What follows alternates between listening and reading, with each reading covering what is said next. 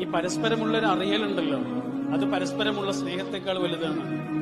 നമ്മൾ പറയും സ്നേഹം സ്നേഹം സ്നേഹം എന്നല്ല, പരസ്പരം ഒരു മനസ്സിലാക്കലുണ്ട് ഒരു മനുഷ്യന്. ഓരോ സമയത്ത് ഓരോ സ്വഭാവം ഇരിക്കും ഈ മനുഷ്യന്. രാവിലെയുള്ള അളവില് ഉച്ചയ്ക്ക്, ഉച്ചയ്ക്കുള്ള അളവില് രാത്രി. അതെന്തുകൊണ്ടാണെന്നറിയോ?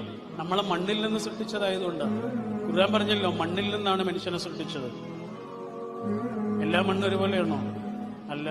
ഒരേ മണ്ണ് തന്നെ എല്ലാ സമയത്തും ഒരുപോലെയാണോ? അല്ല. മണ്ണിൽ നടക്കുന്ന ഈ ഭാവമാറ്റങ്ങളുണ്ടല്ലോ, ഋതുഭേദങ്ങളുണ്ടല്ലോ, അത് മണ്ണ് കൊണ്ട് സൃഷ്ടിച്ച മനുഷ്യനിലും ഉണ്ടാവും. അതുകൊണ്ട് ഈ മനുഷ്യന് വേണ്ടത് അത്രയേറെ ശ്രവിക്കുന്ന, അത്രയേറെ ശ്രദ്ധിക്കുന്ന, അത്രയേറെ തൊട്ടടുത്ത് നിൽക്കുന്ന ഒരാളെയാണ്. ഞാൻ പറഞ്ഞു വന്നത് ഇതായിരുന്നു. 20 ആളുകൾ ഒരു ക്ലാസ്സിലുണ്ടെങ്കിൽ 1-2 ആളുകൾ നമുക്ക് അത്രയും പ്രിയപ്പെട്ടവരാകാനുള്ള കാരണം അവർ നമ്മളെ കേട്ടത് കൊണ്ടാണ്.